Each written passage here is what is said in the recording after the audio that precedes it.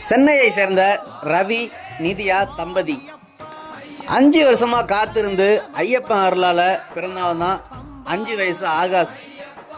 பம்பை ஆற்றுல சாமின்னு குளிச்சுட்டு ஓடுறான் அந்த சிறுவன். தன்னோட குழந்தைய தூக்கிக்கிட்டு மலை ஏற தயாரானாரு அவங்க அப்பா ரவி. சரங்குத்தி தாண்டி சிறிது தூரம் நடந்ததுக்கு அப்புறம் குழந்தைய காணோம். கூட்டத்துக்கு நடுவில் குழந்தைய காணும்னு தேடுறாரு ரவி.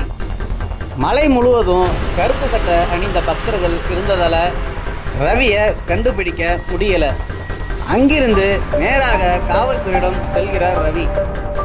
புகார் ஒன்று அளித்துவிட்டு மீண்டும் குழந்தையை தேட ஆரம்பிக்கிறார். பொதுவாக ஒரு குழந்தையை கடத்தினாங்கன்னா 10 அடிக்கு ஒருத்தருக்கு குழந்தைய கை மாற்றிக்கிட்டே இருப்பாங்க. இப்படி தான் அந்த மர்ம கும்பல் ஆகாஷை கடத்திருக்காங்க. ரவி காட்டில் குழந்தையை தேடிக்கிட்டு இருக்கும்போது ஒரு முதியவர் ஒருவர் கை காட்டுறாரு. இவ்வழியாகத்தான் குழந்தையை தூக்கி கொண்டு சென்றார்கள் என்று. சிறிது தூரம் சென்ற ரவி அந்த முதியவர் சொன்ன மாதிரி காட்டில் குழந்தைகளை காண்கிறார். கொள்ளை கொம்பையிடம் சண்டை போட்டு குழந்தையை மீட்கிறார் ரவி. கொஞ்ச நேரத்தில் காவல்துறையினர் வந்து கைது பண்ணிடுறாங்க. திரும்பவும் வந்து ரவி அந்த முதியவரை தேடுறார்.